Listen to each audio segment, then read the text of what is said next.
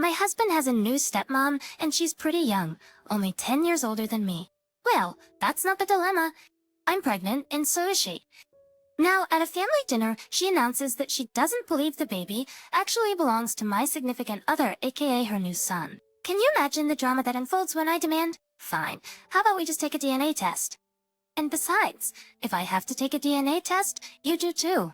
Fair warning, this is going to be long. I just really wanted to share this with someone who isn't always caught up in a mess with me. There's a lot of background, but I promise it's worth it. My husband's Jay, and I just got back from our honeymoon a couple of weeks ago. This wedding has been a long time in the making. We've been together since high school, but friends all our lives. Since we didn't have a big ceremony, we decided to go all out for the honeymoon. I'm talking a month and a half in all our favorite spots across the world. The best hotels, the best food, you name it, and we had it. I'm not saying any of this to brag. I just wanted to give you as accurate of a picture as possible. Considering we were gone for such a long time, Jay's father, my father-in-law, wanted to have a welcome back dinner to catch up. He's a total sweetheart, and both Jay and I adore him. So Jay accepted without running it by me first. Usually, this would not be a problem. We get along great and have ever since I've known him, which is pretty much my whole life, considering our families used to live next door to each other. We moved closer to my mom's family after my dad passed, but since I stayed in the same school, Jay's family has been a big part of my life. Jay's stepmother is a different story though. Jay's mom passed away when we were in our junior year of college, and she and father-in-law had been separated for a while by then, but it still crushed both him and Jay to lose her. I think his heartbreak is why he moved on quickly and remarried basically by the end of that year. Father-in-law married Jay's stepmother, whom I'll be calling mother-in-law for simplicity's sake. The year Jay and I graduated from college, it was a little weird that she was only 10 years older than us, and when they had their twins 3 years ago, I was a little concerned about father-in-law being too old to have young children. But I didn't really want to judge someone who's particularly a second father to me, especially since Jay was just happy that his father seemed happy. Mother-in-law, on the other hand, had no trouble judging. From the get-go, she was super competitive whenever it came to anything to do with me. If Jay bought me a necklace, she had father-in-law buy her a more expensive one. If somebody mentioned that I made a good apple pie, she would just happen to make one the next day. She even announced her pregnancy at a dinner celebrating my promotion. I don't know if she's jealous of my relationship with my father-in-law, or what, which aside from being super gross implications, is just plain unwarranted. But she's been awful to me since we met. I've never brought it up with my father-in-law because I don't want to cause problems in his marriage. But whenever I've said anything to Jay, he just brushes it off and says stuff like I'm reading too much into things. When I brought up the pregnancy announcement, his only defense was that my father-in-law was hosting the dinner, so technically she was allowed to announce whatever she wanted in her own home. It's been a huge point of contention between us. When we decided to get married, I made it a point that he would have to be on my side from this point on. I understand that she was his stepmother, but I was going to be his wife. He agreed, and that was that. So we got married, and I could not be happier. When Jay told me that he had accepted my father-in-law's invitation for dinner, I was a bit hesitant, to say the least. We had just gotten back from the happiest weeks of our lives, and I did not want my mother-in-law to ruin that. Jay convinced me by saying that it would be the perfect time to announce my pregnancy. We found out that I was pregnant about 6 weeks before we got married, and we decided not to tell anyone just yet aside from my mom who was with me when I took the test. And since we were planning on getting married eventually anyway, we decided to elope. Our families were shocked, but ultimately, my mom and Jay's dad were happy for us, especially considering we've been together for such a long time. My father-in-law paid for our honeymoon as a wedding present, which his travel agent handled completely. It was a dream. I really couldn't imagine how happy he would be when we announced that I was pregnant with his first grandchild. I agreed to go, but told Jay that if my mother-in-law tried to pull anything, I would not tolerate it. Jay agreed and promised to have my back, no matter what. My father-in-law loves hosting dinners in his home. We chose an intimate setting to announce the pregnancy. Things seemed fine when we arrived, and my father-in-law warmly hugged both of us. Even though my mother-in-law only hugged Jay, we exchanged polite smiles, and I thought that was the end of it. We chatted in the sitting room for a while before moving to the dining room for dinner, where my father-in-law served us each a glass of wine. Thinking it was a good time, I politely declined the wine, stating that we wouldn't be having any drinks for the upcoming months. It took my father-in-law a moment to catch on, but Jay burst out, "Dad, we're pregnant." This finally got a reaction out of him, and he was overjoyed. The wine, he gave me a hug, asking when we found out, and if we knew the gender yet. Mother-in-law, however, remained completely silent during father-in-law's congratulations and only spoke up when things calmed down, suggesting we sit down to eat. It wasn't her I wanted to share the news with anyway. As we sat down to eat, father-in-law spent most of the dinner asking us questions about the honeymoon and the pregnancy. He and Jay excitedly discussed fatherhood and the kind of father Jay would be. It was heartwarming to see my husband so excited about our growing family. At that moment, I knew I had picked the right man to start a family with. But mother-in-law kept interjecting into their conversation, mainly discussing what the twins were like when they were newborns and how Jay's dad had reacted when they were born. Essentially, she redirected the attention back to herself and her children. When I mentioned the crib we were considering buying for the nursery, she suggested we wait, stating that we didn't know where we would be once the baby is born. That confused, I pressed her, and she insinuated that Jay and I might not be together when the baby is born. At this point, I was annoyed and getting angry. I asked her why she thought that, and she brought up our history of breaking up and getting back together. I defended our relationship, stating that every couple has ups and downs, and we are married adults, not emotional teenagers. My voice may have been raised, but considering the accusations, I think it was reasonable. Father-in-law tried to calm her down, but she was determined to say her piece. I told Jay I wanted to go home, and before he could stand up, she insisted he get a paternity test before buying the crib. Father-in-law immediately told her to shut up, and Jay walked me out, fuming on the entire car ride home. I was upset not only at my mother-in-law, but also at Jay, who had promised to have my back. He sat silently while his stepmother tore me apart. He assured me he would handle it and let my mother-in-law know her behavior was not acceptable, but I'll believe it when I see it. Crushed by the hurtful words from someone important to my husband and father-in-law, I have only confided in my best friend, who thinks my mother-in-law may be jealous of the relationship I have with Jay and my father-in-law. I hope this is not a sign of how my pregnancy will go, and if anyone has had similar experiences, please share below. More than anything, I'm just as upset that what was supposed to be a happy moment was ruined by my mother-in-law. Top comments from the original post expressed similar sentiments. Comment number 1 states that this is not just a mother-in-law problem, it is a husband problem. The commenter points out that the husband should have stood up for me the moment my mother-in-law opened her mouth, especially after promising to have my back. There is concern about whether this is a recurring issue and if my husband will continue to remain silent in the face of such situations. In such situations, the commenter suggests reaching out to a support system and preparing for a potential future of defending myself and my child if the husband doesn't step up. Comment number 2 takes a different perspective, suggesting that the marriage might have happened solely because of the pregnancy, not mature love. The commenter speculates about the possibility that the baby isn't the husband's, hence the mother-in-law's demand for a paternity test. There's an implication that the mother-in-law might know something that the father-in-law and stepson don't. The commenter advises me to admit any jealousy towards the mother-in-law, projecting that she married a stable family man while I was strung along for 10 years with an on and off again boyfriend. In the first update, I acknowledged the husband's failure to defend me adequately and our subsequent discussion about the need for him to speak up sooner in the future. There's mention of the impossibility of limiting contact with the in-laws due to Vijay's work with his father, who runs several restaurants. The family's closeness is highlighted, and the difficulty of implementing low or no contact during pregnancy is explained.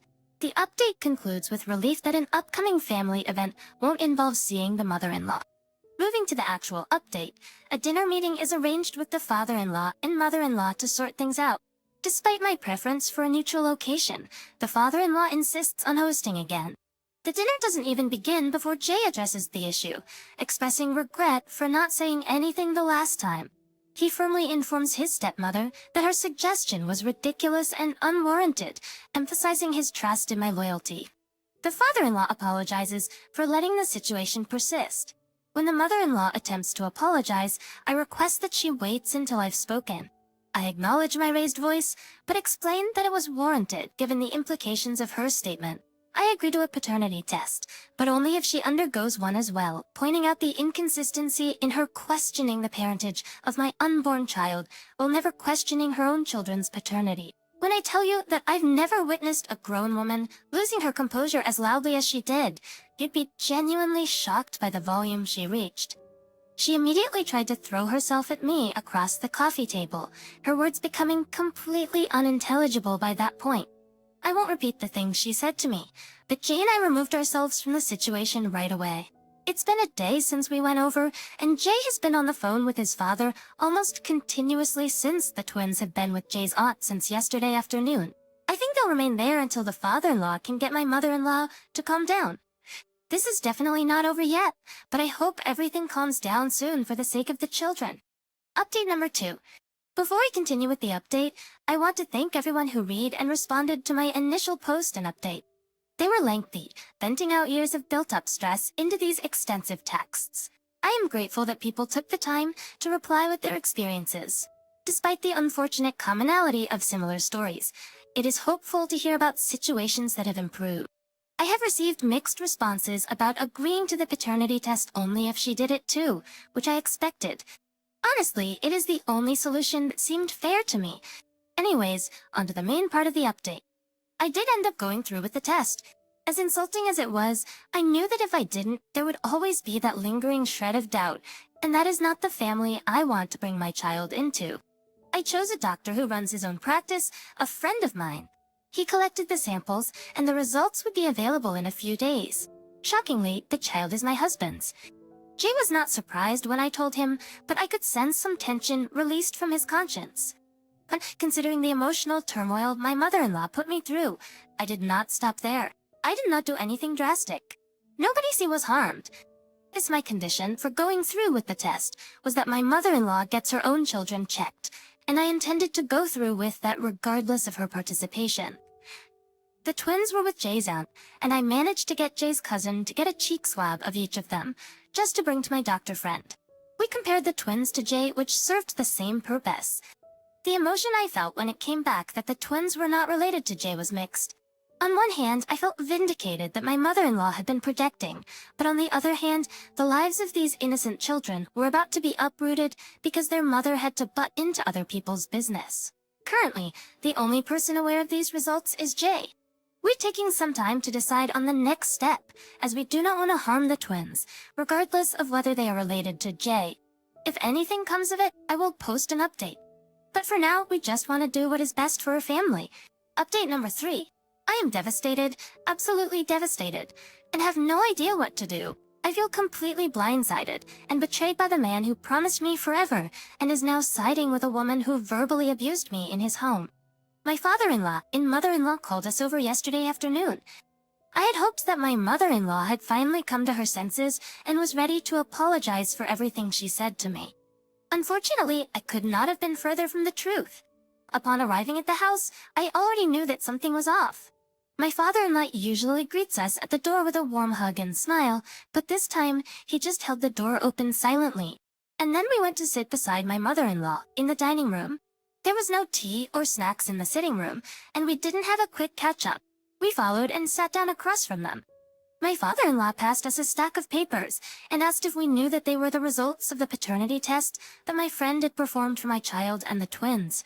I was completely caught off guard, as there was no way that my father-in-law and mother-in-law should have access to those documents, as neither Jay nor I had contacted them about it. Jay was just as confused as I was, but my father-in-law did not give us time to process anything before passing us another set of papers, both regarding the twins' parentage. It stated that Jay was the half-brother of both twins, which clearly contradicted the results on the first set of papers. My father-in-law explained that they had conducted a DNA test at a local clinic, saying that he had recently run a DNA test for the twins at the request of a relative. He felt obligated as a doctor to inform the parents of the situation. My friend had contacted my father-in-law to tell him about the paternity test that I had him perform on the twins. But he didn't stop there. My father-in-law revealed that my friend had sent over the results along with edited documents that stated the twins had no relation to Jay. My friend told him that I had requested the documents to be edited. Jay asked me if this was true, but I was so caught off guard by the betrayal of my friend that I just froze. Unfortunately, my father-in-law took this as an invitation to keep speaking. This is a man I've looked up to for most of my life, whom I held as a father figure after the death of my own father. And he had no remorse in telling my husband, his own son, that my friend had edited the results of my own paternity test. He had absolutely no empathy for the fact that I just wanted to give my child the best possible father it could have. I wanted Jay to be the father. I just don't see what my father-in-law gains from tearing down everything that I was trying to build for my family. But the whole time, my mother-in-law just sat there with this stupid smug look on her face, not saying a word. It was her fault that any of this was happening in the first place, and she just sat there and smiled at me as though I was at fault for wanting to ensure that my children had a stable life with a reliable father. She was absolutely livid. I've never seen the man I love so angry, let alone directed at me. At first, I hoped that I could reason with him, but when it became crystal clear that he was unwilling to listen to me, I called my mother to come pick me up. I've been with her for the last few days, and Jay has not tried to contact me. My father-in-law and mother-in-law have not picked up any of my calls or responded to any of my text messages. My friend, the doctor who caused this whole mess, has completely ghosted me on everything.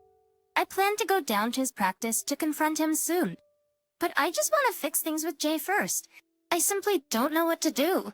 I don't know how my life went from the perfect honeymoon and designing my dream nursery to this. Update number 4. For those of you tearing me apart in the comments section, you'll be happy to hear that Jay and I are separated. He told me that he's looking into an annulment. My father-in-law had the audacity to contact my mother about everything that happened, and even she's not happy with me right now. I'm completely isolated and alone, and the only person still on my side is my best friend, who has supported me through this whole mess without judgment. I really tried to remove myself from the situation and take the high road, but considering my father-in-law's lack of tact and his willingness to interfere with my family, I just decided that I would fight fire with fire. I can't be bothered with people like the doctor who went behind my back to contact Jay's family. There are no records of our interactions, and pursuing that angle would be an all-around pointless matter for me. However, I mentioned in a previous update that my father-in-law runs a few restaurants in my city. The way that he's able to grow his business so quickly was by employing cheap immigrant workers. Of course, my father-in-law was more than willing to turn a blind eye if they happened to be undocumented, provided they did good work. Unfortunately, for my father-in-law, a good Samaritan alerted the relevant authorities to this fact. Since I have not been in contact with either my husband or his family since the ambush at dinner, I only know what little my mother tells me about it. From what I've heard, my father-in-law has been fined a few thousand, and it's possible that his business license will be suspended. This would impact not only his livelihood and approaching retirement, but also Jay and quite a few other members of the extended family who are involved in the business. While it pains me to see a family that I held so dear for so long go through such a difficult time, I can't help but feel that this is karma. My father-in-law could not keep his wife out of my family's business, and now his family's business is under fire.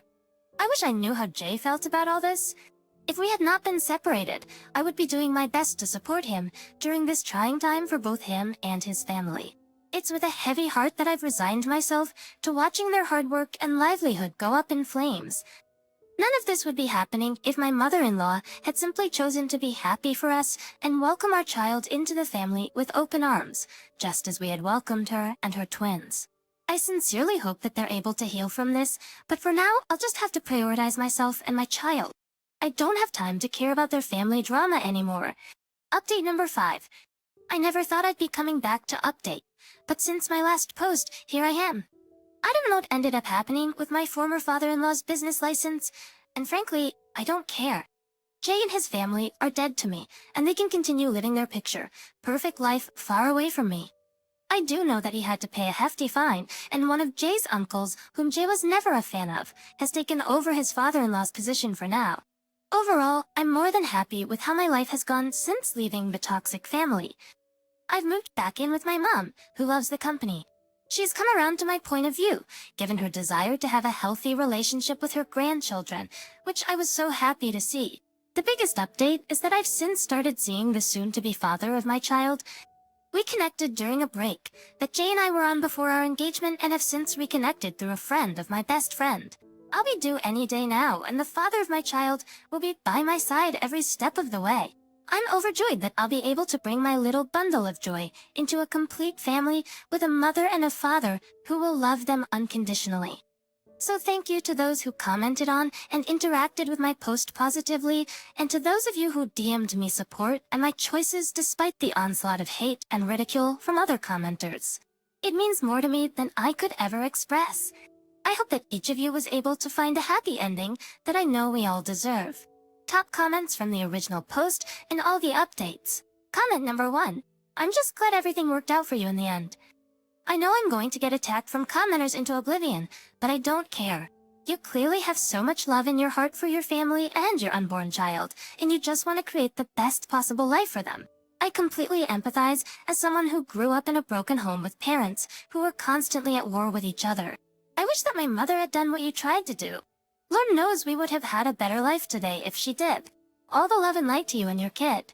May your little family find peace away from the mess in your past, and may your relationship with your partner grow stronger every day. Comment number 2. I don't even know what to say. I mean, lady, you're crazy. This is what they say. Don't stick your something in crazy. Did you report his father to the authorities? You might have gotten this man's livelihood taken away. I mean, a man with 2 young children that you claim to love and want the best for. Like, holy hell, you're insane. I don't even want to get into the fact that you convinced a doctor to falsify test results so that you could get your ex-mother-in-law thrown out. It's like, what was even the goal there? Not even getting into the ethics of a doctor actually going through with what he did. The fact that you're trying to frame it as a betrayal of your trust is unhinged. I actually don't know how to react. Like, this can't be real, right? Please tell me that this type of craziness isn't just roaming the streets and procreating. God help your child. Get some help up. Okay, so what we just had revealed to us in these last 2 comments that we reviewed are completely opposite opinions. The very first comment is basically 100 in support of OP. The second comment said OP is a crazy lady. I mean, everything that she did, from faking the documents to getting the doctor friend to help, just led to pure toxicity. But I want to know, do you guys think that maybe it was justified given the mother-in-law's attitude throughout the whole story and Ope just wanted some sort of revenge? I want to know your thoughts about that. So go ahead, drop it down below in our comment section, guys. Thank you so much for joining me on today's video. My name is Mr. Reddit, and I narrate these types of stories every single day. So if you want to be a part of these, all you have to do is subscribe. I'll see you guys tomorrow, and just remember, it's cool to be kind. Peace.